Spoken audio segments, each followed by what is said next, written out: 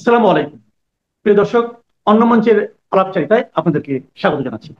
আমাদের আজকের আলোচনায় অতিথি হিসেবে উপস্থিত আছেন সিনিয়র সাংবাদিক জনাব মুস্তফা ফিরোজ। জনাব মুস্তফা ফিরোজ, আপনাকে স্বাগত জানাচ্ছি। জি, আহ, ধন্যবাদ।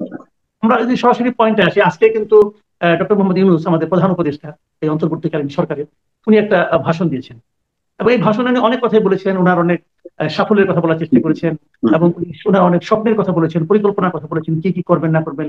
এর মধ্যে বেশ আধুনিক কিছু পরিকল্পনাও আছে। সব মিলিয়ে ভাষণটা আমার কাছে ভালোই লাগছে। কিন্তু শেষ দিকে যে উনি যে কথাটা বললেন, যে নির্বাচনে একটা সম্ভাব্য তারিখ কথা বললেন, যে ডিসেম্বর থেকে জুনের মধ্যে হবে। এখন ডিসেম্বর থেকে জুনের মধ্যে এর অর্থটা কি? তাহলে কি এটা ডিসেম্বরের মধ্যে আর থাকলো না, কিন্তু ডিসেম্বরের পরে চলে গেল মনে হয়। এই ধরনের একটা ধারণা কিন্তু মানুষের মধ্যে তৈরি হলো। হুম, হুম, হুম, হুম। এতটা সময় লাগা কি আপনার মনে হয় যে প্রয়োজনীয় ছিল? আসলে ডিসেম্বরের আগেও হতে পারতো, ডিসেম্বরেই নয় কেন? আমি আসলে ডক্টর ইউনূসের এই ভাষণের ব্যাপারে আমি একটু হতাশ হয়েছি। আপনি জানেন যে কিছু কিছু সাফল্য আসছে, এটা সত্য। যে ধস মানে আহ, অর্থনীতিতে নাম ছিল তাতে ওয়াহিদুদ্দিন মাহমুদ একটা চমৎকার কথা বলেছেন। উনি তো শুধু উপদেষ্টা না, উনি তো একজন বিশেষজ্ঞ ছিলেন। অর্থনৈতিক বিশ্লেষণ নেওয়ার জন্য সাংবাদিকরা তার কাছে দৌড়াতেন আগে। উনি বলছেন যে আসলে শেখ হাসিনা সরকারই যদি থাকতো, কন্টিনিউ করতো, উনি নিজেও ঠেকাতে পারতেন না এই ধসটা। রিজার্ভ যেভাবে কমছিল, যেভাবে রেমিটেন্স ফল করছিল, তারপরে রপ্তানি আয় যেভাবে নেমে যাচ্ছিল, তাতে একেবারে শ্রীলঙ্কার দিকে আমরা খুব মানে একদম অগ্রসর হচ্ছিলাম। এটা একদম নিশ্চিত পরিস্থিতি হতো। সেই জায়গাটা যেটা হয়েছে যে দাম করে নতুন প্রশাসন এসে ওই যে ব্যাংকের লুটপাটটা বন্ধ করছে, তারপরে টাকা পাচারটা বন্ধ করছে। আবার প্রবাসীদের মধ্যে একটা চেতনা চলে আসছে যখন নাকি তারা শাটডাউন রেমিটেন্স একটা আন্দোলন শুরু করলো। হঠাৎ করে তারা বললো যে না, এখন বাংলাদেশকে বাঁচাইতে হবে। তাদের মধ্যে অন্তত মনে করেন বাংলাদেশে তো প্রায় 2 কোটি আছে, তার মধ্যে 50 লাখ যদি ওই আমাদের কর্মীরা যদি এইটা ধারণ করে যে না, বাংলাদেশকে এখন সাপোর্ট করতে হবে, আমরা রেমিটেন্সটা পাঠাই। এবং সেটা কিন্তু হয়েছে। এইটার ফলে দেখেন একটা রেকর্ড, প্রতি মাসে মাসে কিন্তু রেকর্ড পরিমাণ রেমিটেন্স আসছে। এটা ধস একটা অর্থনীতির বাঁচানোর জন্য সবচেয়ে বড়। শ্রীলঙ্কার কথা আপনি দেখেন।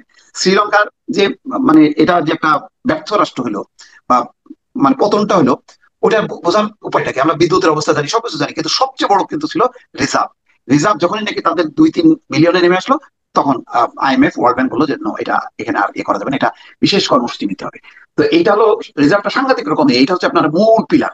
তারপরে হলো বাকি শাখা পোশাখা। তো সেই জায়গায় খুব সাকসেসফুলি আমি আসান মনসুর এবং যে সালিউদ্দিন আহমেদ, এই দুইজনের কম্বিনেশন চমৎকার হয়েছে এবং তারা এই ঠেকনাটা দিতে পারছে। নতুন করে আর মন্দ ঋণ বিতরণ হয়নি, বরং ঋণ আদায়ের একটা বাড়ছে, ব্যাংকগুলো পুনর্গঠন হয়েছে। এগুলো সবই সাফল্য। কিন্তু সবচেয়ে বড় কথা হলো যে সব কিন্তু আপনার এটাকে ধরেন আপনি ঠেকনাটা দিলেন, কিন্তু এখান থেকে উঠে আসতে গেলে একটা রেগুলার আপনার একটা নিয়ম মাফিক একটা সরকার লাগবে। লাগবে এই কারণে, এটা আমি বিএনপি দাবি করছে বা অন্য কেউ দাবি করছে এটা বলছি না। লাগবে এই কারণে, দেখেন, একজন পুলিশ, একজন ব্যবসায়ী, একজন বিনিয়োগকারী, তারা সবসময় খোঁজে যে আচ্ছা আমি কার সাথে আমি এখন এতে যাবো, ইন্টারাকশনে যাবো, নতুন করে যে শুরু করবো নতুন উদ্যমে, যার একটা লংজিভিটি থাকবে, যার একটা স্থায়িত্ব থাকবে, যার একটা মেয়াদ থাকবে। মেয়াদ ছাড়া কোন সরকার, আপনি দেখেন এই ইন্টারিম গভর্নমেন্টের চেয়েও কিন্তু অনেক ভালো কাজ হয়েছে কিন্তু 1-11-এর সময়। 1-11-এর সময়ও কিন্তু তখন যে ইকোনমিটা যেভাবে সাজানো হয়েছে, তার উপর সেই সাফল্যের উপর ভর করেই কিন্তু আসলে শেখ হাসিনা কিন্তু পরবর্তী হয়েছে। ওই যে টাকা পাচারকারীদেরকে আটক করছে, তাদের কাছ থেকে টাকা জব্দ করছে, কি না করছে, এবং দৌড়ের উপরে যে রাখছে, এতে ইকোনমিটা কিন্তু বাড়ছে। ওর উপর ভিত্তি করেই কিন্তু শেখ হাসিনা প্রথম তার যাত্রাটা শুরু হয়েছে এবং সে সংকটের মধ্যে পড়েনি। কিন্তু আমাদের এই ইন্টারিম গভর্নমেন্টটা সংকট দিয়ে কিন্তু শুরু করছে। আর ওই হাসিনা সরকার আফটার ইন্টারিম গভর্নমেন্ট কিন্তু সাফল্য দিয়ে শুরু করছে। তো তার অর্থ, তার মানেটা কি? তার মানে হচ্ছে এখন যেই 15 বছরের যে দুঃশাসন, প্রশাসন সমস্ত জায়গায় এমন একটা জট, এমন একটা জঞ্জাল, কারোর উপর আস্থা রাখা যাচ্ছে না। যাকেই আনা হচ্ছে, সেক্রেটারি বাদ দিয়ে অ্যাডিশনাল সেক্রেটারি, সেও আওয়ামী লীগ। তাকে বাদ দিয়ে জয়েন্ট সেক্রেটারি, সে আওয়ামী লীগ। তাকে বাদ দিয়ে ডেপুটি সেক্রেটারি, সেও আওয়ামী লীগ। আমি কারোর উপর ভরসা করতে পারছি না। যাকেই ধরতেছি কিছুক্ষণ পরে দেখা যাচ্ছে তার একটা ছবি, ওই যে বঙ্গবন্ধুরা হয়, সে বই প্রকাশ করছে, নাই একটা হাস্যজ্জ্বল সজীব অজয় জয়ের পাশে। এই সমস্ত গুলি অবিশ্বাস এমন ভাবে দাঁড়াইছে যে এটা নিয়ে এগোনো খুব কঠিন। এই জন্য একটা রেগুলার গভর্নমেন্ট হলে হবে কি, তার তো নিজস্ব সেট আপ আছে, তার প্রশাসনে, তার পুলিশে, তার নিজস্ব একটা পেরিফেরিতে আছে। হ্যাঁ, অবশ্যই একটা আমাদের একটা কাঠামো দরকার, যেইটা আবার আরেক ফ্যাসিজম যাতে তৈরি করতে না পারে। সেই জায়গাটা মোটামুটি যদি আমরা ঠিক রাখি। এবং বাংলাদেশে কিন্তু এই গণঅভ্যুত্থানটা হয়েছে যে সবাই বুঝে গেছে যে না রে ভাই, ওই ধানাই বানাই করে আর টেকা যাবে না। যদি আমরা উল্টাপাল্টা করি তাহলে কিন্তু ওই যে আবার আওয়াজ হবে, এই আওয়াজটা কিন্তু ঠেকানো যাবে না। ফলে কেউ যদি আবার মনে করে যে ভাই এখন তো যদি এইভাবে যদি একটা ইলেকশন হয়ে যায়, যদি একটা মৌলিক পরিবর্তন না আসে, যদি একটা সরকার চলে আসে, তাহলে তো সেও তো আওয়ামী লীগের পথে হাঁটবে না। আওয়ামী লীগের পথে হাঁটার কথা এখন কেউ কল্পনা করতে পারবে না, কারণ তারা জানে যে কোথায় কোথায় সেই সংকটটা ছিল। ফলে একটা জবাবদিহিতার জায়গা কিন্তু ইতিমধ্যে প্রতিষ্ঠিত হয়ে গেছে এই শেখ হাসিনার পতনের মধ্য দিয়ে। বাকি একটা ফ্রি ফেয়ার ইলেকশন করা এবং ন্যূনতম পয়েন্টে একটা ঐক্যমত্য তৈরি করে নির্বাচনে গেলে সবার মধ্যে একটা আশা আসবে যে না, এই 5 বছর আমাকে পরিকল্পনা নেব, বিদেশি বিনিয়োগকারীরা আসবে, অন্যান্য প্রশাসন প্রশাসন সবাই বুঝবে যে না, এই গভর্নমেন্ট একটা পলিটিক্যাল গভর্নমেন্ট, আমাকে এখন কাজ করতে হবে। এখন তো আমি কথা শুনলেও পারি, নাও শুনতে পারি। যেমন জাহাঙ্গীর আলম চৌধুরীকে এখন সবচেয়ে ব্যর্থ মনে হচ্ছে। হচ্ছে কেন?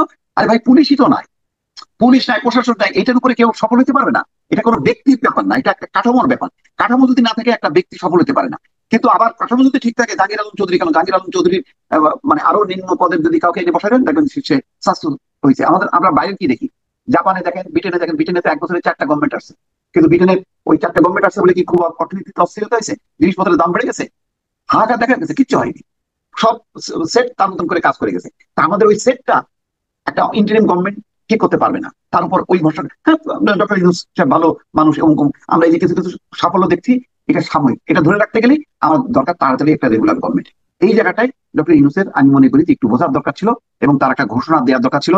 ওই যে যৌথ ঘোষণা, সেটাও টাইম বেঁধে দিতে পারতেন, যে 1 মাসের মধ্যে আমি রাজনৈতিক দলগুলোর প্রতি আহ্বান জানাচ্ছি, আপনারা নিজেদের মধ্যে বিবাদ মীমাংসা করে কয়েকটা পয়েন্টে আপনারা ঐক্যমত্য হয়ে আসেন আমার টেবিলে।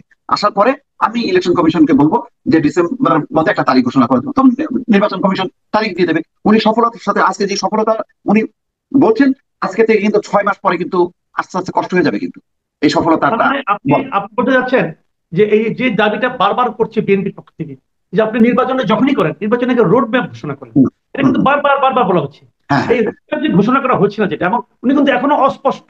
অস্পষ্ট। এই অস্পষ্টতাটার জন্য এটাই কি আপনার ওনার ভাষণের ব্যাপারে হতাশার মূল কারণ? আমি আমি সেটাই মনে করি যে একটা সংস্কারেরও কিন্তু এখন সংস্কার কিন্তু একটা জট পাকায় গেছে। আপনি 11টা কমিশনের যতগুলি সুপারিশ আপনি দেখেন, প্রত্যেকটা রাজনৈতিক দল নানা রকম পয়েন্ট দিছে, একটার সাথে একটা কিন্তু মিল নাই। না মিল হতে এখন কি হবে, আপনার কয়েকটা মৌলিক পয়েন্টে আপনাকে হতে হবে। মানে মোটা থেকে আপনি 10টা পয়েন্ট এ করেন, আপনি যদি 100টা পয়েন্টে একমত করানো যাবে না। 10টা পয়েন্ট নিয়ে মানে মূল মূল বিষয়গুলি একটা ঐক্যমত্য, একটা যৌথ ঘোষণা দেবে। তার আলোকে বিএনপি, ভাই এই আপনি চিন্তা করেন, আওয়ামী লীগ সরকার যেভাবে পিটায় দাপড়ায় পার পেয়ে গেছে, এই বিএনপি গভর্নমেন্ট যদি আসে, এত সোজা হাসিনার মতন করে চলবে।